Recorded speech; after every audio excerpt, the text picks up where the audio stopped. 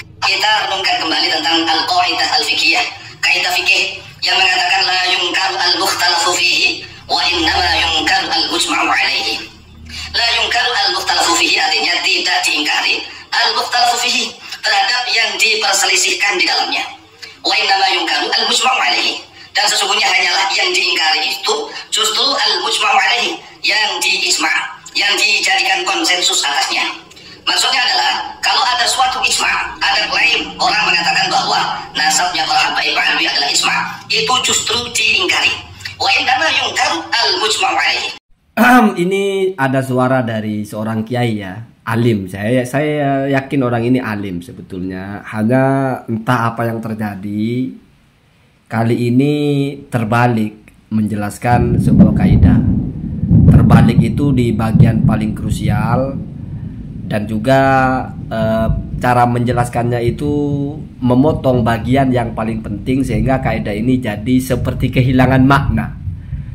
Jadinya kaidah ini seperti membenarkan kelompok sebelah aja akhirnya kan, karena ijma maka harus dilawan, jadi begitu kan. Karena ada pernyataan nasabnya Muqidi ijma makanya harus diingkari atau diingkari ya, jadi kan terbalik ya. Seolah-olah kita itu kalau ada pernyataan ijma makanya harus kita ingkari. Wah kan repot kalau begitu Pak. Statusnya itu justru kalau sesuatu yang sudah ijma itu tidak boleh dilawan Pak. Sholat wajib itu ijma namanya, makanya tidak boleh kamu mengingkari. Ini malah terbalik ya. Yang ijma maka harus diingkari. Nah, terbalik ya. Tetapi mari bandingkan dulu dua narasi ini ya. Yang di bawah ini adalah narasi dari Kiai tadi. Tidak saya potong-potong, persis seperti itu narasinya. Tidak diingkari terhadap yang diperselisihkan di dalamnya, dan sesungguhnya hanyalah yang diingkari itu justru yang diijma, yang dijadikan konsensus atasnya. Maksudnya adalah kalau ada suatu ijma, ada klaim orang mengatakan nasabnya Muqidi misalnya ya, adalah ijma, itu justru diingkari. Wah ini jauh panggang daripada api Pak. Ini bahaya sekali kalau diterapkan kepada hukum. Jadi kalau misalnya ada orang bilang hukumnya ini ijma haram, oh harus kita ingkari ini. Kenapa? Karena ijma.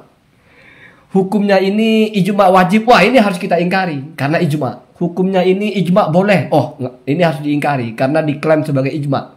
Nggak gitu Pak, memahaminya nggak gitu. Itu jauh sekali ya.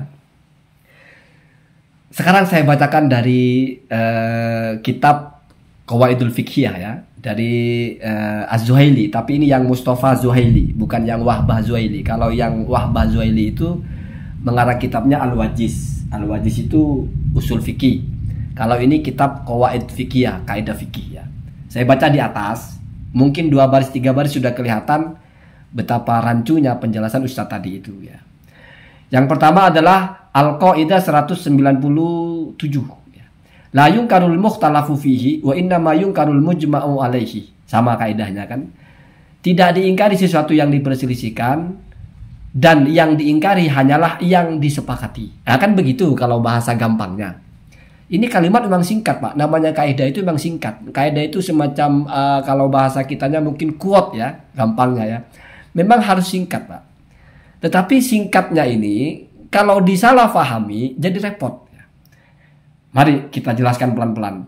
Al-alfadu al-ukhra, lafaz-lafaz yang lain. Artinya kaidah yang sama dengan ini maksudnya. Dari ini kalau saya bacakan beberapa kata setelahnya, mungkin sudah kelihatan pemahaman tadi itu keliru memang. Apa itu?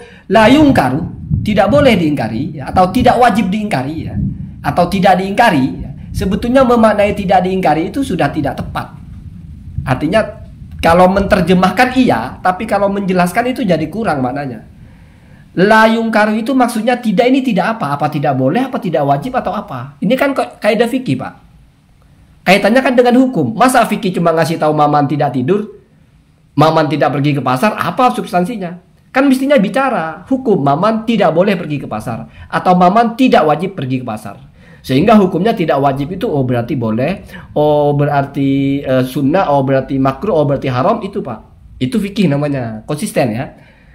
Masa kaidah fikih bicaranya cuma menafikan sesuatu, artinya tidak ada gitu. Oh tidak pergi ke pasar, oh tidak diingkari ya.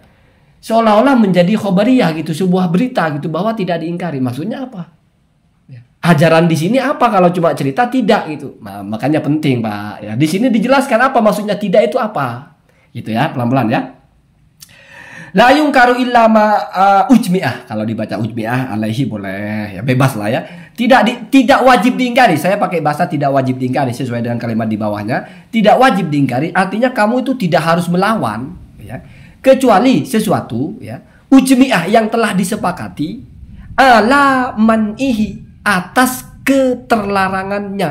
Jadi al-mujma' alaihi di atas itu adalah mujma'un ala man'ihi, Pak. Sesuatu itu kalau masih diperselisihkan maka tidak boleh diingkari. Ini rasionalisasi. Namanya mengingkari, Pak, mesti sesuatu yang salah. Apa kita boleh mengingkari sesuatu yang tidak salah? Enggak, Pak. Kalau sudah bahasa setelah diingkari berarti sesuatu itu yang sifatnya mungkar, salah, melawan hukum atau melanggar. Kaidahnya tidak wajib diingkari kalau dia masih diperselisihkan. Apa yang diperselisihkan, Pak? Statusnya bahwa dia itu sebetulnya boleh atau tidak boleh. Ada orang misalnya wudhu tidak pakai basmalah. Kalau madzhab Hambali misalnya kan harus ada basmalahnya, ya, karena la wudhu aliman lam yadhkur ismallah. Wudhu kalau nggak menyebut nama Allah ya nggak ada wudhunya itu. Apakah la di situ maksudnya tidak sah atau tidak sempurna atau tidak melaksanakan kesunahan, itu kan perdebatan ulama, Pak.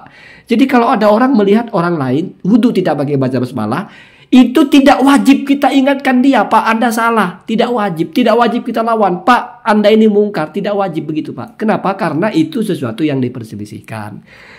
Nah, narasi setelahnya, ya, karena yang pertama menafikan kewajiban, maka yang kedua adalah memastikan kewajibannya.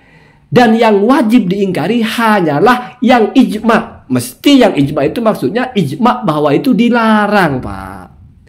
Makanya dibawa ujmi'a ala man'ihi atau ala tahrimihi. Sampai di sini aja kalau dikaitkan dengan nasab misalnya, ya.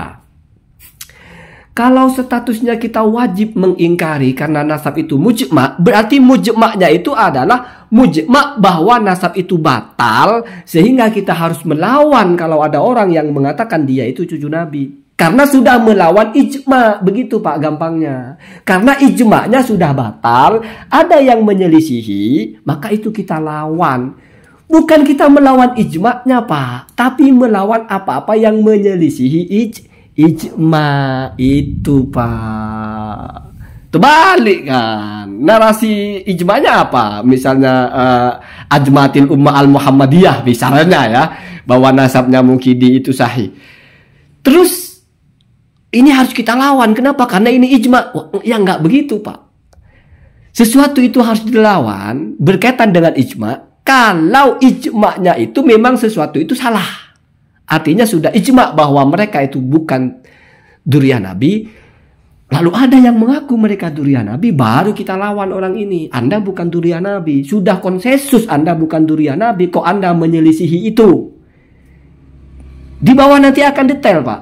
Contohnya adalah perbuatan yang menyelisihi ijma', itu yang dilawan, Pak. Jadi kata ijma', kata mujma' di sini ketika diposisikan sebagai sesuatu yang harus dilawan, ya bukan kesepakatannya, Pak, bukan mujma'nya, bukan klaim ijma'nya, tapi dia diposisikan sebagai diselisihi gitu. Sudah tahu konsensus, ada yang melawan konsensus, maka orang yang melawan ini, Pak.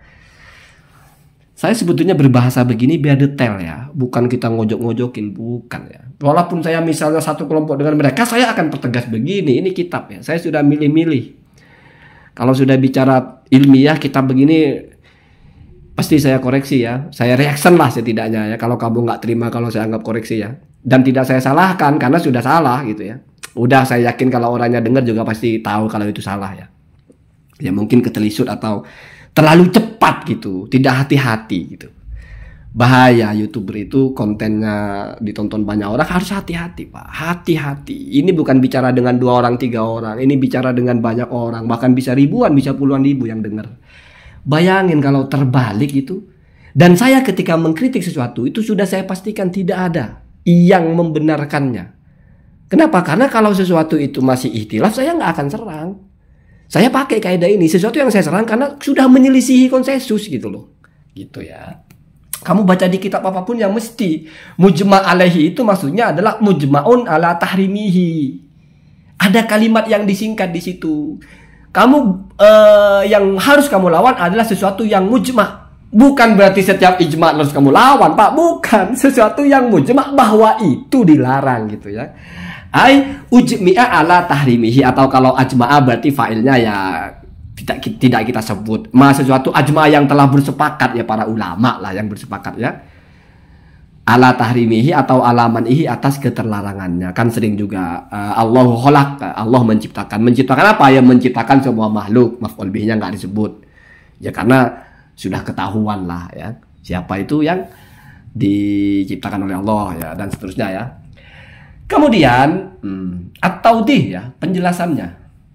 Jadi sebetulnya dengan menyajikan kaidah yang lain itu sudah ketahuan maksudnya apa, tapi masih diperjelas di sini karena masih ada yang penting, yaitu la di situ maksudnya apa? Tidak boleh, tidak terjadi, tidak wajib atau apa begitu ya.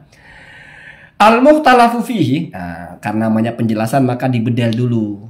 Kaidah di atas itu terdiri dari kalimat-kalimat apa, terus maksud per kalimat apa, sama dengan skripsi itu. Misalnya ada judul, nanti kan dijelaskan dalam judul itu ada beberapa kalimat satu itu dijelaskan batasannya apa gitu ya. Jadi misalnya al-mukhtalaf, maksudnya mukhtalaf sesuatu yang diperselisihkan, kan terlalu luas. Maman Mukidi berdebat, oh ini diperselisihkan. Yang kata Maman sholat duhur itu sunnah, yang kata Mukidi sholat duhur itu haram. Terus mereka berdebat terus, oh ini sudah sesuatu yang diperdebatkan, nggak boleh kita lawan. Wah, gila itu Pak. Ada batasannya ya. Nggak asal orang beda pendapat lalu tidak wajib kita ingatkan, tidak wajib kita tentang, enggak ya. Ada batasannya, makanya pembatasan masalah mungkin ya tepatnya ya, atau menjelaskan kalimat-kalimat di atas itu apa maksudnya. Di sini al-mukhtalafu fihi, yang dimaksud dengan mukhtalafun fihi di dalam kaidah itu huwa, hal itu ma adalah sesuatu yang terjadi, mukhtalafun itu atau ma itu bainal madzahib, di antara para ulama madhab. Jadi setidaknya antar para ulama, bukan antar Maman Mukidi, bukan antar YouTuber, bukan tiba-tiba kiai ini bilang begini, kiai itu bilang begitu. Wah, ini ikhtilaf ini. Enggak begitu, Pak. Lalu bawa kaidah, kamu yang enggak wajib mengingkari. Iya, enggak wajib kan bukan berarti tidak boleh, Pak. Dari mana tidak wajib lalu tidak boleh? Itu pun panjang kaidah ini kalau diteruskan ya. Sebetulnya status mengingkari sesuatu yang ikhtilaf itu hanya tidak wajib atau tidak boleh. Karena tidak wajib itu Pak, bukan berarti tidak boleh, bukan berarti haram, bukan berarti halal, bukan berarti makruh, bukan berarti mubah. Tapi ya antara itu, yang dinafikan hukum wajib saja. Hukum kan nggak hanya wajib Pak. Tidak wajib itu bisa sunnah, bisa haram, bisa makruh. Ya. Kenapa? Karena hukum itu bisa jadi cuma dua Pak, wajib dan tidak wajib. Haram, boleh dan tidak, bukan kalau dua itu bukan wajib ya. Boleh dan tidak boleh. Yang tidak boleh itu cuma satu Pak, yaitu haram. Yang boleh itu semuanya Pak. Makruh ya boleh, mubah ya boleh, wajib ya hukumnya boleh Pak. Ma'zun bahasanya, diizinkan oleh syariat. Yang tidak ma'zun, tidak diizinkan cuma satu, yaitu haram. Jadi kalau bicara tidak wajib, itu maksudnya apakah sunnah, apakah makruh dan sebagainya itu belum jelas. Tapi di sini tidak menjelaskan itu ya. Ada kalanya nanti kapan tiba-tiba wajib gitu. Misalnya contoh begini, suami istri ya. Ini saya baca dari Asyuti. Suami istri berbeda madhabnya. Suami mengatakan misalnya nabit ya, saya tidak mau terjemahkan. Itu yang haram itu sukruh ya, sukron sakru ya. Pokoknya maboknya gitu. Bukan zatnya. Jadi kalau tidak mabok, tidak apa-apa misalnya. Istri begitu berpikirnya. Suami enggak. Suami pakai Syafi'i. Sedikit atau banyak, kalau dia sudah pada dasarnya memabokkan haram. Atau misalnya extender rambut, nyambung rambut. Si istri misalnya ikut madhab yang membolehkan, Hanafi misalnya. Suami ikut Syafi'i. Maka atas nama ngajari bininya, atas nama dia ingin bininya benar menurut dia, dan itu tanggung jawabnya, itu boleh dia paksa, boleh dia lawan istrinya, boleh dia ingkari istrinya itu. Walaupun sudah berbeda madhab. Jadi kan pengecualian dari kaidah ini itu lebih luas ya. Kemudian, ya biar panjang kontennya ya. Ya sekalian biar baca kitab juga di sini ya. Al-muhtalafu fihi ma yaqau bainal madhahibi. Kenapa mereka berselisih? Likhtilafil adillati, karena perbedaan dalil. Bisa perbedaan dalil, kamu ikut hadis ini, ikut hadis satunya, ikut hadis itu. Bisa hadisnya sama, berbeda memahami. Seperti la sholata, la wudu aliman lam yadhkur ismallah. Tidak sah kalau wudunya tidak baca basmalah. Itu berarti memaknai la itu tidak sah. Ada yang memaknai la itu ya tidak sempurna. Jadi la ini linafsi sihah, menafikan kesahihan, atau linafyil kamal, atau menafikan kesempurnaan saja. Kan begitu, Pak. Nah, gitu. Nah, kemudian fala yajibu, maka tidak wajib. Jadi la di atas itu maksudnya, Pak, tidak wajib. Apa yang tidak wajib? Ingkarul mukhtalafi fihi, mengingkari sesuatu yang diperselisihkan di dalamnya, li'annahu, karena sesuatu yang diperselisihkan di dalamnya itu yakumu ala dalilin. Dia itu punya dalil. Nah, lalu untuk menjelaskan kaidah yang kedua, wa innama yungkar. Nah, perhatikan, wa innama. Dan jadi kalau innama itu kalimat hanyanya itu di belakang, Pak. Wa innama, dan yajibu wajib ingkaru fi'lin. Perhatikan ya, mengingkari, melarang, mencegah, menyatakan itu salah. Fi'lin, sebuah perbuatan yukhalifu, yang menyelisihi fi'lun tersebut al-mujma'a alaihi, kepada ijma'. Jadi kalau kamu mau melarang orang, kalau dia perbuatannya itu adalah sesuatu yang melawan ijma', Pak. Misalnya orang mau melakukan pembunuhan, itu melawan ijma' namanya, karena pembunuhan itu sudah secara ijma' haram. Itu maksudnya harus diingkari ijma', Pak. Bukan berarti karena ijma' itu, karena ini hukumnya ijma' harus kita ingkari, bukan. Tapi ijma' bahwa itu haram. Lalu mengerucut. Kenapa penting untuk memahami ijma' di sini adalah ijma' bahwa itu haram? Dan juga penting di sini menegaskan bahwasanya ini bicara hukum status tentang mengingkari itu mana yang wajib, mana yang tidak. Ya, karena ini hukum fikih, Pak. Ya. Jadi ada kalanya kamu memang wajib mengingkari sesuatu itu. Tidak boleh membiarkan. Ini maksudnya kepada nahi mungkar. Ini kaidahnya dalam nahi mungkar. Sebetulnya kan itu. Kemungkaran mana sih yang wajib kamu ingkari itu? Yaitu yang sudah menyelisihi ijma' atau yang sudah ijma' bahwa itu kemungkaran. Jadi dua memahaminya. Ajma' alaman ihi, yang atas itu. Ijma' bahwa itu dilarang, maka kamu harus melawan. Atau yang kedua, ijma' seseorang yang melawan ijma'. Kan begitu. Sekarang coba kita tes masalah nasab ini, ya. Apakah masuk kepada mujma' bahwa itu salah? Kan enggak, Pak. Justru yang ada di situ ijma' kalau itu benar, kan begitu. Atau masuk kepada yang kedua, perbuatan yang menyelisihi ijma'. Artinya orang-orang mengaku cucu Nabi menyelisihi ijma'. Ijma' mana? Oh, ijma'nya bahwa mereka sah. Wah, terbalik malah. Mestinya misalnya ijma' mereka itu tidak sah, baru ada yang mengaku, baru cocok, Pak, pakai kaidah ini. Kenyataannya gimana, ya? Saya tidak mau bicara ijma'nya itu apa, wah, banyak itu ya. Tapi ya, bukan soal pembelaan nasab ini. Kita bicara ilmu, ya, biar kamu ngerti gitu ya. Saya buka semua celahnya begitu ya. Kemudian apa kelanjutannya? Ini yang paling penting. Wa innal ingkaroh. Dan sesungguhnya lafadz ingkar dan sesungguhnya mengingkari al-manfiyah, yang dinafikan, yang dikatakan tidak ada, ya. Yaitu la yungkaru, itu di atas itu. Yungkaru itu apa maksudnya sih? Karena yungkaru kan ingkar, Pak. Jatuh setelah la, berarti ingkar yang manfi, ya. Yang ditiadakan itu fil qaidah, di dalam qaidah tadi, muradun bihi adalah diinginkan dengan ingkar ini, ya. Perhatikan cara memaknai termasuk tarkibnya, ya. Jadi isimnya inna itu al-ingkaro, khobarnya muradun bihi. Terus setelah titik dua, ingkar ini sebagai apa, Pak? Sebagai fa'il dari muradun. Karena muradun itu bisa bermakna seperti fi'il, karena dia isim maf'ul, ya. Isim fa'il, isim maf'ul, masdar dan sebagainya itu bisa berposisi sebagai fi'il. Muradun adalah dimaksudnya, berarti ini uridah dimaksudkan, ya. Bihi, dengan ingkar itu apa itu yang dimaksudkan? Al-ingkarul wajibu, adalah ingkar yang wajib. Artinya apa? Berarti tidak wajib. Begitu, Pak. Jadi dinafikan kewajiban ingkar itu berarti cara memaknainya adalah tidak wajib. Bukan tidak diingkari saja, tapi tidak wajib diingkari. Kemudian muqabilnya adalah wajib diingkari. Jadi kalau diperselisihkan tidak wajib diingkari. Kalau sudah ijma' kalau itu salah, maka wajib diingkari. Artinya kalau ada orang yang melakukan itu, udah jelas-jelas semua orang sepakat kalau itu salah, terus ada yang membenarkan, wajib diingkari orang itu. Udah jelas-jelas semua mengatakan itu haram, ada yang mengerjakan maka wajib dicegah. Namanya nahi mungkar. Jadi bahasa mungkar itu Pak, mungkar itu sesuatu yang kita sudah sepakat itu kemungkaran. Kalau masih ikhtilaf maka tidak disebut kemungkaran, begitu ya. Kemudian, jadi yang dimaksud di sini adalah al-ingkarul wajib fakot, hanya.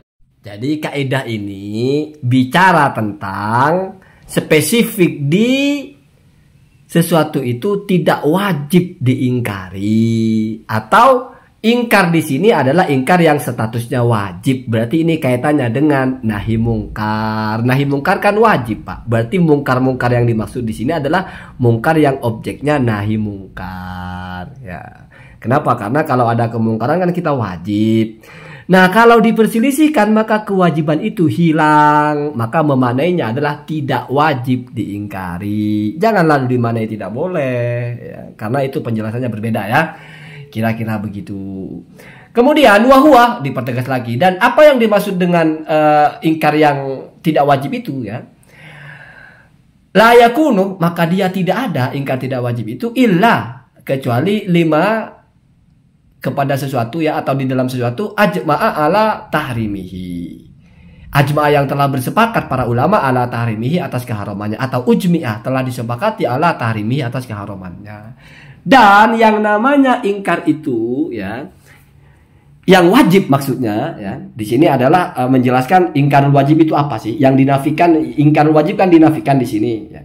Dan ingkar wajib itu apa yang dimaksud? Yaitu ingkar yang tidak boleh atau tidak ada atau tidak terjadi wajibnya itu kecuali kalau sudah menyangkut hal-hal yang secara konsensus dinyatakan itu haram. Jadi ini bicara masalah tentang kita tidak wajib mencegah, tidak wajib melawan, tidak wajib menyerukan nahi mungkar kepada sesuatu kalau itu sifatnya masih berstatus mukhtalaf.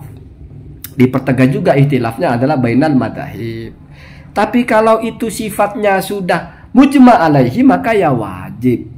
Dan hanya itu yang wajib diingkari. Mujma' alaihi bahwa itu haram. Ajma'a atau ujmi'a ala tahrimihi atau ala man'ihi atau fi'lun yukhaliful mujma' alaihi. Oh berarti perbuatannya itu adalah perbuatan yang menyelisihi ijma'. Jadi nggak ada nyambung-nyambungnya dengan masalah nasab, begitu ya. Wa ammama, adapun sesuatu ukhtulifa fi tahrimihi yang diperselisihkan fi tahrimihi di dalam keharamannya ya, atau ikhtalafa yang berselisih para ulama fi tahrimihi di dalam keharaman ma tersebut, fala yajibu maka tidak wajib. Jadi konsisten Pak. La di atas itu la yungkar itu maksudnya tidak wajib. Fala yajibu maka tidak wajib ingkaruhu mengingkari hal tersebut alal fa'ili kepada orang yang melakukan lihtimalin karena ada satu kemungkinan, karena ada satu alasan, karena ada satu persepsi annahu bahwasanya dia hina idin pada waktu itu qallada dia bertaklid man kepada ulama yaro yang memandang ulama itu atau berpendapat ulama itu halahu kepada kehalalannya. Misalnya kamu lihat orang makan makanan yang menurut kamu haram, ya jangan lalu dihantam. Tidak wajib kamu mengingatkan ya. Tidak wajib Pak ya. Kalau boleh tidak boleh nanti saya bahas di bab lain. Ini tidak wajib kita bicaranya ya. Karena ini spesifik bicara tentang ingkar yang wajib. Dan ingkar apa yang wajib, ingkar apa yang tidak wajib. Ingkar yang wajib itu adalah ketika menyelisihi ijma' atau ketika sesuatu itu sudah ijma' sebagai sesuatu yang dilarang. Maka kalau ada pelakunya, kamu harus hantam. Seandainya sudah diijma' bahwa ini batal, ada pelaku yang menyelisihi yaitu ngaku-ngaku hantam. Kan begitu Pak. Ya, alat jadi terbalik kan kalau diterapkan kepada kaidah itu ya. Atau bisa jadi jahulah tahrimahu. Dia tidak tahu kepada keharamannya. Kada fit tufa, begitu juga di dalam tufa. Jadi kalau memang tidak tahu ya gimana lagi Pak ya. Makanya ada dalam agama itu yang bidoruri. Bidoruri itu kalau seperti sholat wajib itu bidoruri Pak. Aneh kalau ada orang Islam. Jadi misalnya ada orang bilang saya tidak sholat duhur. Kenapa tidak sholat duhur? Karena saya nggak tahu kalau duhur itu wajib. Wah, itu bermasalah, Pak. Tapi kalau kamu makan sesuatu, mengkonsumsi sesuatu, ada dua kemungkinannya itu. Ya. Satu, memang diperselisihkan ulama. Yang kedua, dia tidak tahu. Nah, kalau tidak tahu ya dikasih tahu, Pak. Bukan dilawan. Kalau perselisihkan ulama, ya kalau dia istri kamu atau apa, dalam rangka kamu pakai ucapan Asyuyuti, ya tetap boleh. Ya. Tetap menjadi wajib akhirnya, keluar dari kaidah itu. Kamu ingatkan, karena tidak mungkin suami istri di mata saya kamu salah. Mesti kamu harus benar. Benar menurut pendapat saya, pendapat ulama mazhab saya, misalnya begitu ya. Tetapi itu ya silakan luas kajiannya ya. Begitu ya. Semoga ada manfaatnya. Jadi kesimpulannya adalah kaidah ini adalah kaidah tentang amar ma'ruf nahi mungkar. Spesifik di nahi mungkar. Kapan sih kamu wajib melaksanakan perintah nahi mungkar itu, mencegah kemungkaran itu, yaitu ketika itu sudah mungkar secara ijma, atau ketika ada pelaku yang menyelisihi ijma. Orang ngaku kalau sholat tidak wajib, itu baru kamu hantam. Orang ngaku atau orang melakukan pembunuhan, wajib kamu ingkari. Karena apa? Karena pembunuhan itu sudah haram secara ijma. Jadi walaupun kaidahnya innama yungkarul mujma'u alaihi, bukan berarti pokoknya apa-apa kalau sudah ijma lalu kita lawan. Contohnya ini ada ijma, nasabnya sahih, makanya kita lawan. Waduh. Itu memaknai secara harfiah itu ya. Ya, saya yakin kalau beliau lebih hati-hati mungkin nggak begitu memahaminya. Ya mungkin terlalu terburu-buru atau apa. Yang lebih buruk lagi kalau mau mencoba memanipulasi, itu jahat itu ya. Untuk membenarkan kelompoknya memanipulasi, memaknai dalil, memaknai kaidah, wah itu jahat ya. Saya tidak yakin sejahat itu. Allahumma hadina atas sabil.